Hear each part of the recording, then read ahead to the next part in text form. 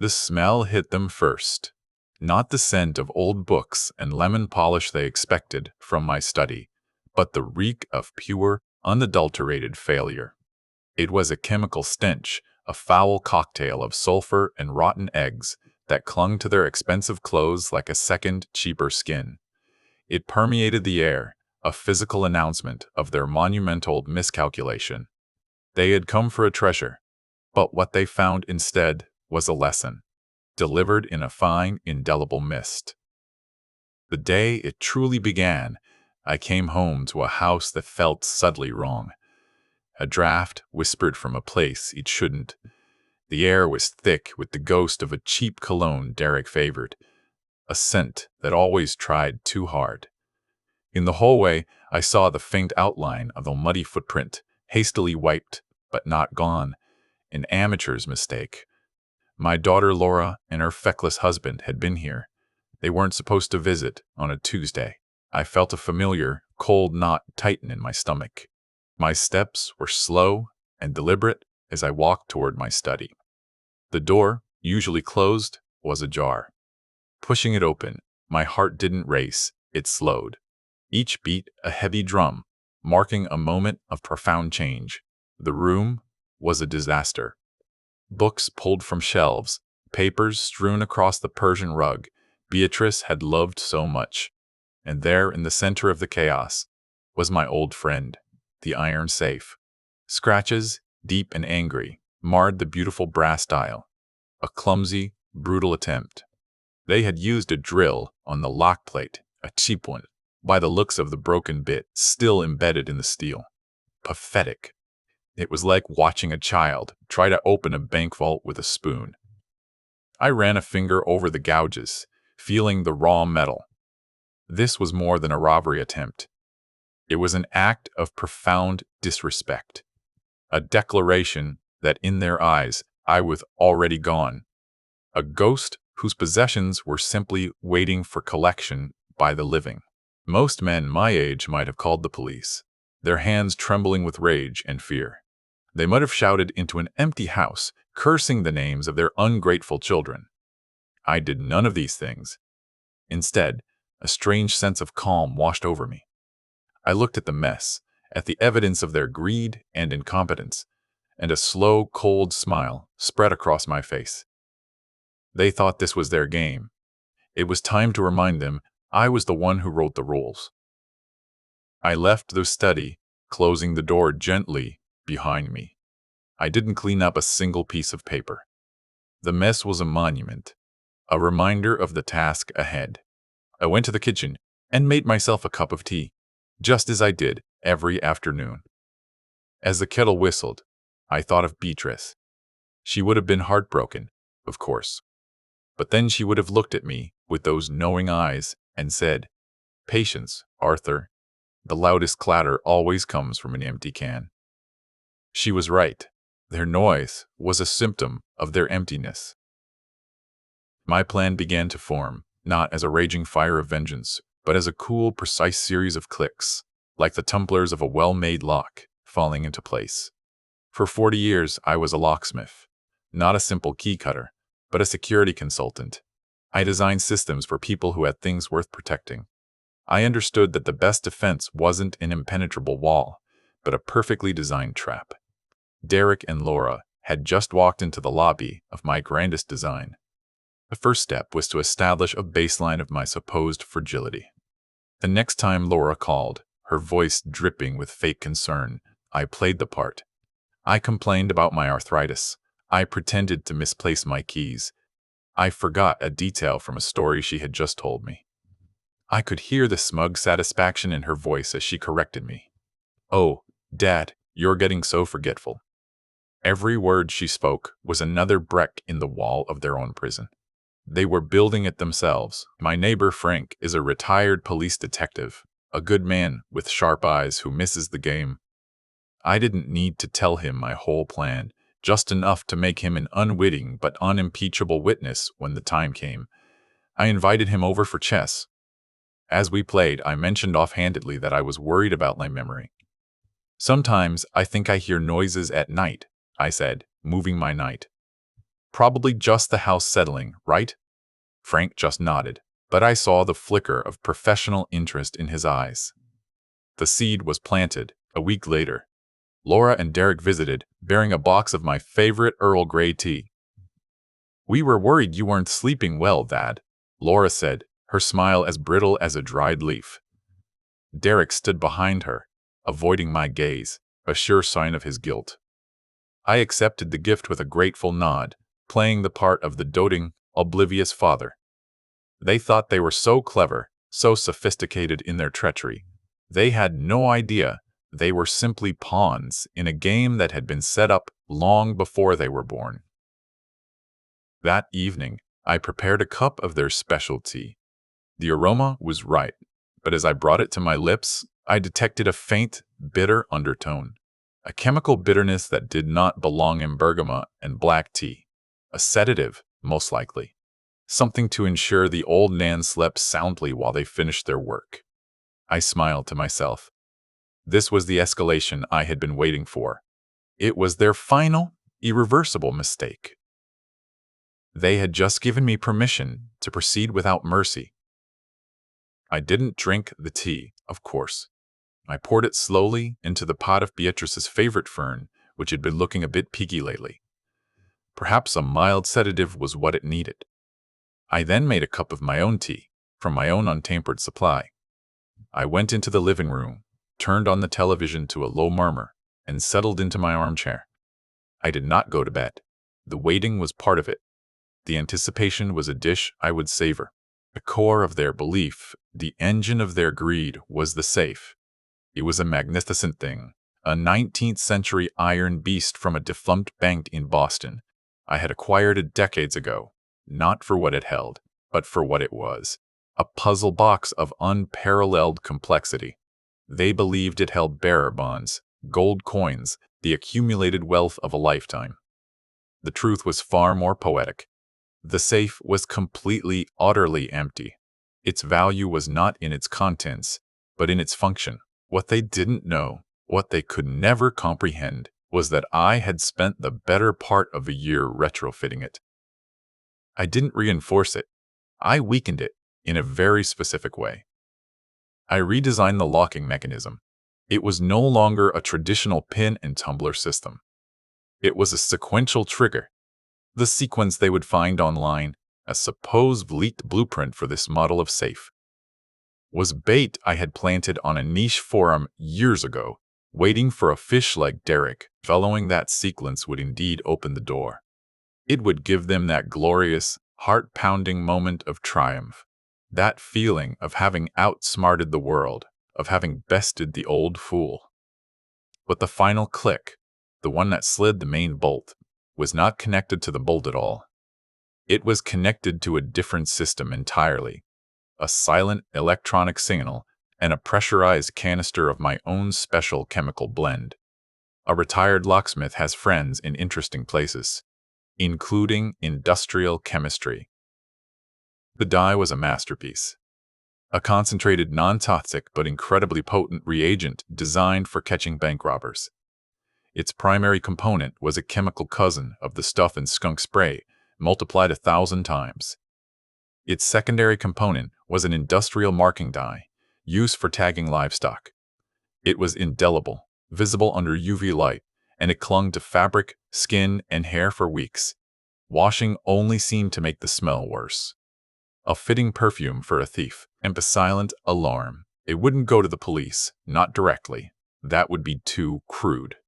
No, the signal would go to a small receiver I had given to Frank a few days prior, disguised as a digital weather station. A little gift, I had told him. It supposedly alerts you to sudden pressure drops. But I can't get the blasted thing to work right. I knew his detective's curiosity would prevent him from ever turning it off.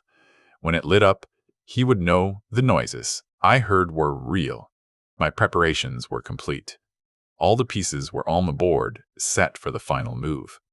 My role was simple: to play the part of the sleeping victim, to feign ignorance and infirmity. It was the most challenging role I had ever played, for behind my placid, sleeping face, My mind was a whirlwind of cold, calculated anticipation. I was a spider, sitting motionless in the center of a web I had spent a lifetime weaving, and I could feel the vibrations of approaching flies. 2 nights after the delivery of the drug tea, they came. I heard their car roll silently to a stop down the street, its engine cut before it reached my house. I heard the faint crunch of their footsteps on the gravel path. They were trying to be quiet, but their anxiety was a loud, clumsy thing. They used the key this time, a copy Laura must have made years ago. A small betrayal I had always suspected, but had never been able to prove. I lay on the sofa in the living room, a blanket pulled up to my chin, my breathing deep and even. I had practiced this, timing my breaths, allowing a small, convincing snore to escape my lips every few minutes. The television was still on, its shifting light painting flickering shadows on the walls. From my vantage point, I had a clear line of sight to the hallway that led to the study. The stage was set. The actors were taking their places. They moved through the house like clumsy shadows. Derek was in the lead, carrying a duffel bag that I knew contained his tools. Laura followed, her movements hesitant, a flicker of doubt in her silhouette. Perhaps a shred of conscience was fighting a losing battle against her greed. It didn't matter now. She had crossed a line from which there was no return. They paused outside the living room, peering in at my sleeping form. I felt their eyes on me. I could almost hear Derek's smug, whispered confirmation. He's out cold. The stuff worked perfectly. I had to fight the urge to smile. My entire body was a coiled spring, every nerve ending alive with a thrilling, terrible energy. This was the moment of truth, the culmination of all my planning, all my patience. Beatrice, I thought, forgive me for the necessity of this, but some lessons must be taught, not told. It crept past me and disappeared into the study, closing the door softly behind him. I waited 1 full minute, then 2. Then slowly, silently, I rose from the sofa. The old aches and pains in my joints seemed to vanish, replaced by a surge of adrenaline. I was not an old man anymore. I was a craftsman, a professional, about to observe the final test of my greatest work. I moved to the study door, my ear pressed against the cool, solid wood. Inside, I could hear them whispering. The clink of metal against metal. Derek was confident, working with the arrogant speed of a man who believes he has all the answers. Right 27, left 14, right 36, I heard him mutter. The sequence from the internet. The breadcrumb I had left for him. He was following my script perfectly. Laura was a nervous presence in the background. Are you sure about this, Derek? What if he wakes up? She whispered. Relax. Derek hissed back. He's ancient. Even if he did wake up, what's he going to do? Gum us to death? This is it, Laura. Everything we've ever wanted. No more dodging calls from creditors. We're about to be free. His words were a clear window into his pathetic soul. He didn't see this as a crime against a family member. He saw it as a business transaction, a simple acquisition of assets he felt were rightfully his.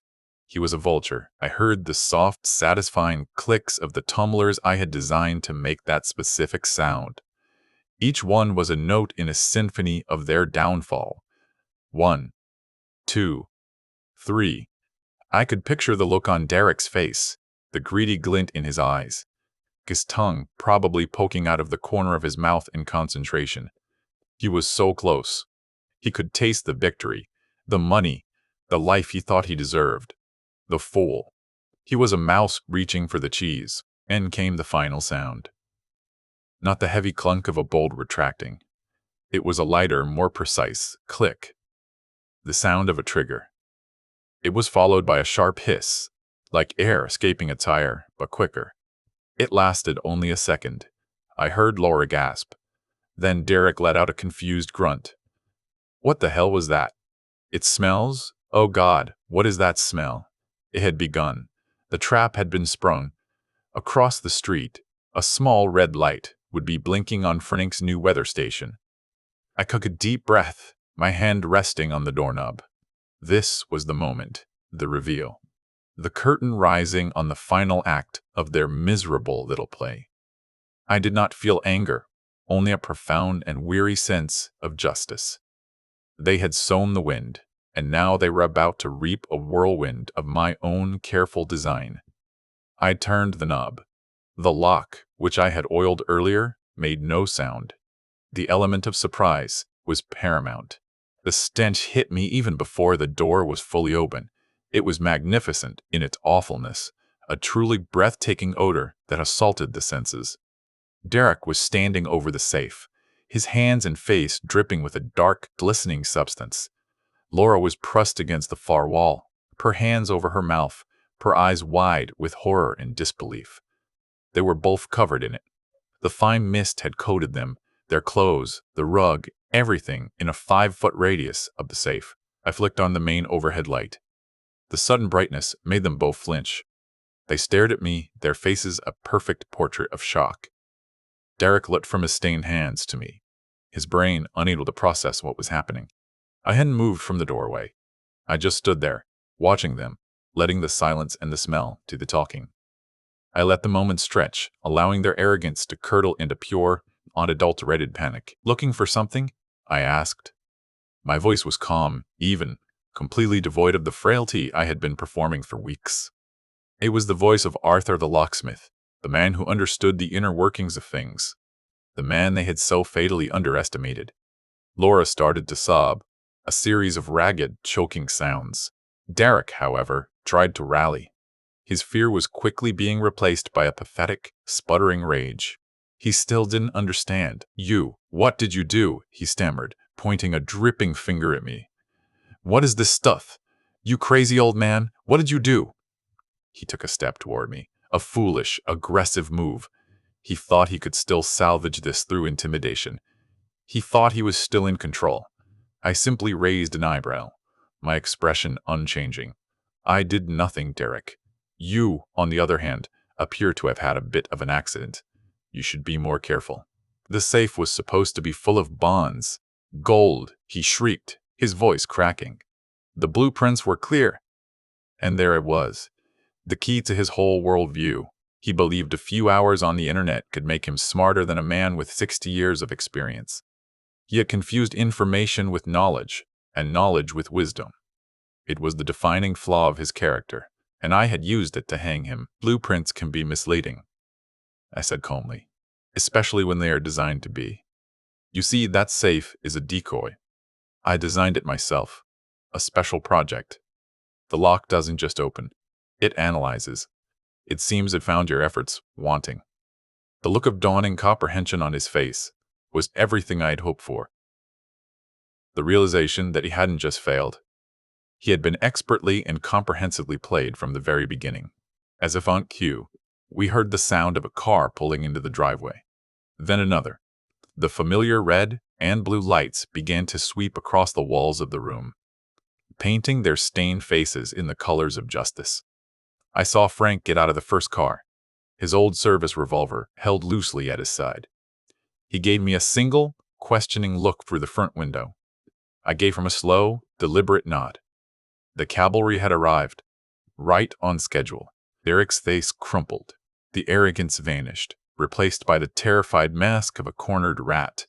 "It's a setup. He's a crazy old man. He set us up," he yelled at Frank, who was now standing in the doorway, his expression grim. "He drugged himself, Laura tell them." But Laura was staring at Derek with a look of utter revulsion. The spell was broken. She was no longer seeing the charming, ambitious man she married, but a pathetic, stinking coward trying to hide behind her. "I'm sorry, I can't assist with that request. They seem to have mistaken my house for a bank," I said simply, "and my safe for an ATM. Unfortunately for them, it has a rather aggressive service fee." I gestured to the canister on the floor, its nozzle still faintly smoking. "I believe you'll find they are the source of the disturbance." Frank nodded slowly, his eyes missing nothing.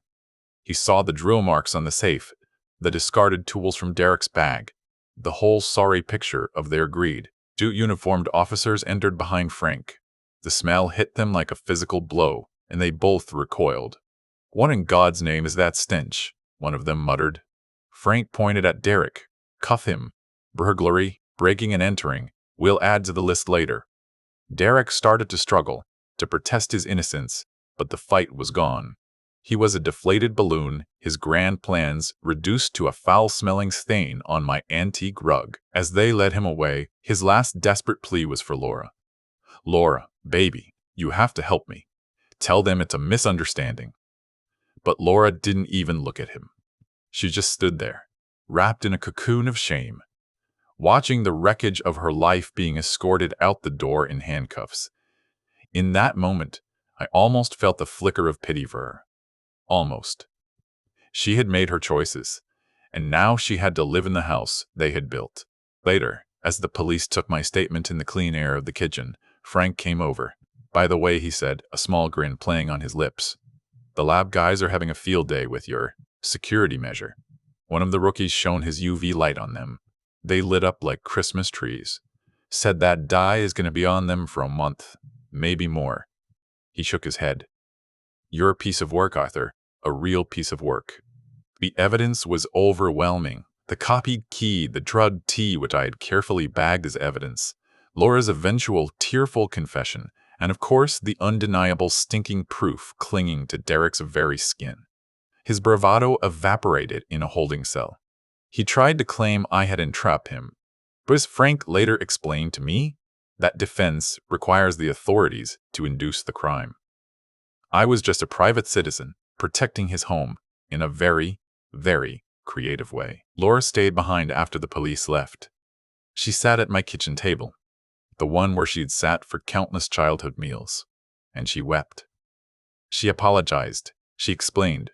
She made excuses about debt and pressure. I listened quietly, without interruption. I didn't offer her comfort or easy forgiveness. Some wounds can't be healed with a simple platitude. "I don't know what to say to you, Laura," I told her honestly when she was done. "Words are easy. Actions are what matter now." The next day, she took the first action her lawyer called Derek's. She was filing for divorce. The day after that, she met with the district attorney and agreed to testify against her husband in exchange for a lesser charge of conspiracy, which would likely result in probation and community service. She had chosen a side. It was a late choice, a forced choice, but it was a choice nonetheless. It was the first step on a very long road back. I hired a professional hazardous materials team to clean the study. They arrived in full bodysuits and respirators, looking like astronauts exploring a hostile planet. It took them 2 days to scrub the smell from the room, and even then a faint chemical ghost remained for weeks. The rug was a lost cause. I rolled it up and disposed of it myself. It felt like burying a bad memory. The safe, my beautiful, clever friend, was cleaned and polished, its job done. The following week, I had a new system installed. Not a trap, but a genuine, state-of-the-art security network. Cameras, motion sensors, reinforced doors, and a direct line to the police department. My home was no longer a puzzle box designed to catch thieves. It was a fortress of tranquility. My work was done. I no longer needed to prove a point. Now all I wanted was peace. The kind of peace I had before Derek's ambition had poisoned our lives. Derek's case was swift. Faced with the mountain of evidence and his wife's testimony, he took a plea deal. He was sentenced to 5 years, with a chance of parole in 3. The news reported it as a bizarre local crime, the story of a foolish burglar caught by a clever homeowner. They never mentioned our names, but the details were enough. I imagined Derek in his prison uniform, still scrubbing at his skin, trying to wash away a stain that was more than just chemical. Life settled into a new rhythm. The house was quieter, but it was a good quiet. A clean quiet.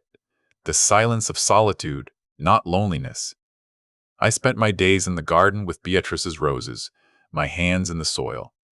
I played chess with Frank on Thursdays. We never spoke of that night directly, but sometimes he would look at me over the board and shake his head with a small, respectful smile. We both knew the game had been won long before the final move. Laura started visiting. At first it was awkward. She would stand in the doorway, unsure if he was welcome. She brought groceries or a home-cooked meal, leaving them on the counter with a quiet apology. She didn't ask for forgiveness. She was working for it, one small, humble act at a time. I didn't push her away. I would thank her, and we would talk for a few minutes about the weather or the garden. It was a beginning. One Saturday, she arrived with a new Persian rug. It was not as grand as the old one, but it was beautiful, in shades of blue and cream. "I know it doesn't fix anything," she said, her eyes meeting mine for the first time without flinching. But the room felt empty. Together, we unrolled it in the study. As we positioned it in front of the silent, waiting safe, it felt less like a replacement and more like a fresh start. A clean floor to stand on. I finally dismantled the trap mechanism inside the safe. My hands, steady and sure, disconnected the trigger, removed the canister, and restored the old lock to its original, simple function. Its purpose had been served. Now it could just be what it was, a beautiful, empty iron box. A monument not to wealth, but to a lesson hard taught, and I hoped well learned. I locked the door, spun the dial, and left it. Months turned into a year. Laura's visits became a regular part of my week. We started to talk again, really talk. She told me about her new job as a paralegal, about the small apartment she had rented. She was rebuilding her life from the ground up, without the rotten foundation of Derek's lies and schemes. I saw a strength in her that I hadn't seen since she was a little girl, before the world had taught her to value the wrong things. She never asked me for money, and I never offered. Our new relationship was not built on transactions, but on shared time and tentative trust. She would help me prune the roses, and I would tell her stories about her mother, stories she had been too busy to hear for years. We were finding our way back, not to what we were, but to something new, something more honest, and, I hoped, more resilient. Sometimes, late at night, I sit in my study, the new rug soft beneath my feet, and I look at the safe. I think about how close I came to losing everything I valued, not the non-existent treasure inside that box, but the sanctity of my home, the memory of my wife, the respect of my own daughter. They saw an old man, a relic, a vault to be cracked open and emptied. They failed to understand that the most valuable things are never kept in a box. True security, I've learned, doesn't come from steel walls or complex locks. It comes from within. It's the quiet confidence of knowing your own worth, the wisdom to see people for who they are, not who they pretend to be. It's the strength to be patient when you want to rage, to be methodical when you feel attacked. Derek's weakness was his arrogance. My strength was the 40 years I spent listening to the silent language of metal and motive. I think Beatrice would be sad about what happened, but I also think she would understand. She knew that sometimes, to protect the garden, you have to set a trap for the pests. She would be proud of the quiet strength I found, and she would be happy to see Laura sitting at our kitchen table again, her laughter no longer carrying the brittle edge of greed, but the warm, genuine sound of someone finding their way home.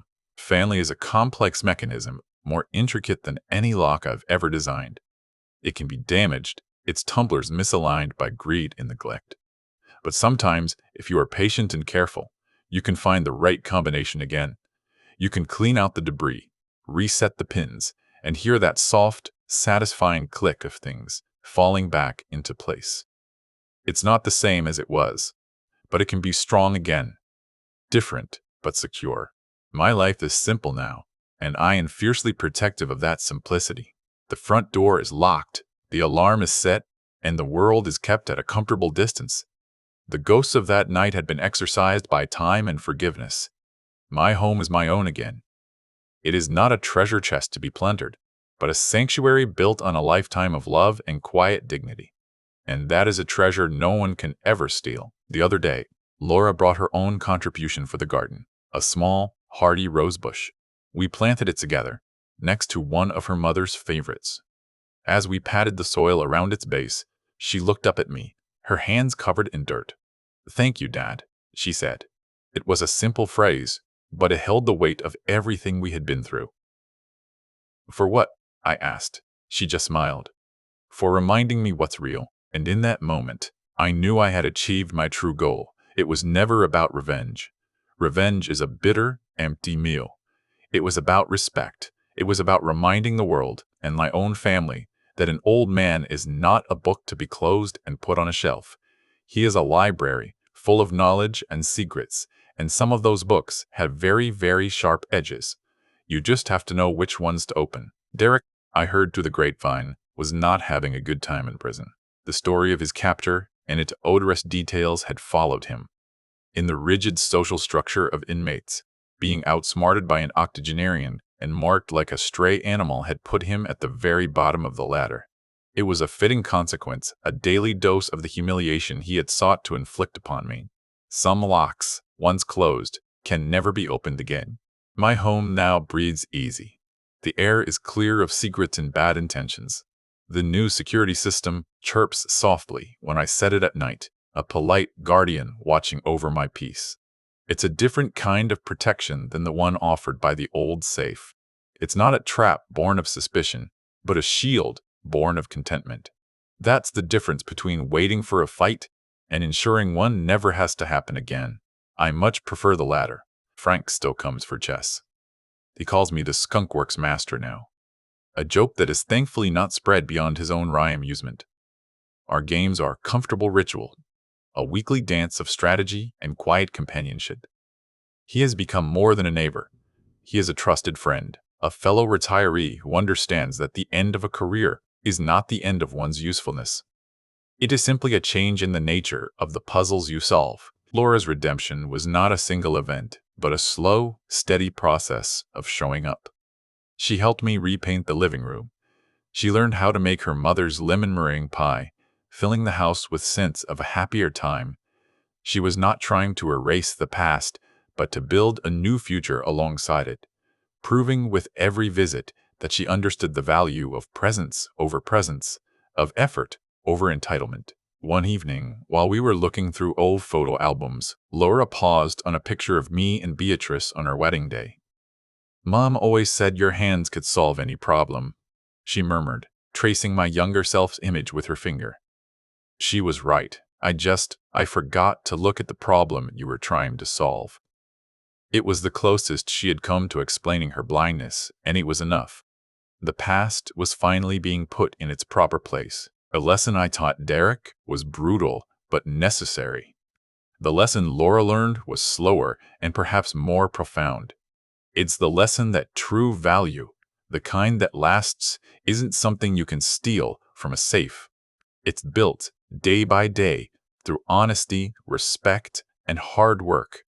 It's the quiet wealth of a clear conscience. I had to risk my relationship with my daughter to teach her that, a gamble that haunted me during my planning. But it was a gamble that paid off. Justice, in the end, isn't always about punishment. Sometimes it's about rebalancing the scales. Derek's arrogance had thrown our family's world off kilter. My plan, with its cold precision and smelly conclusion, simply set it right. It removed the poison and gave healthy tissue a chance to heal. I was not an executioner. I was a surgeon, performing a necessary, if unpleasant, operation on the heart of my own family. Now, when I walk into my study, I no longer see a crime scene. I see a peaceful room filled with books and memories. The old safe stands silent in the corner, not as a symbol of betrayal, but as a testament to the fact that wisdom is the best security system. It doesn't need wires or alarms. It just needs to be respected. And if it isn't, it has ways of making its presence known in a very memorable and very fragrant fashion. My world has shrunk, but its quality has expanded. The circle of people I trust is small, but it is solid. My days are predictable, but they are peaceful. I have proven my point, not through shouting or anger, but through the quiet, meticulous application of a lifetime's craft. I am Arthur, the retired locksmith. My house is secure. My heart is at peace. My daughter is home. I have everything a man could ever truly want. And sometimes, when the wind is just right, I think I can still smell a faint trace of Beatrice's roses, mixing with the scent of lemon polish. The house feels whole again. It feels safe. Not because of the locks on the doors, but because of the hard-won respect that now dwells within its walls. That is the final click of the tumblers, the sound of everything at last falling into its rightful place.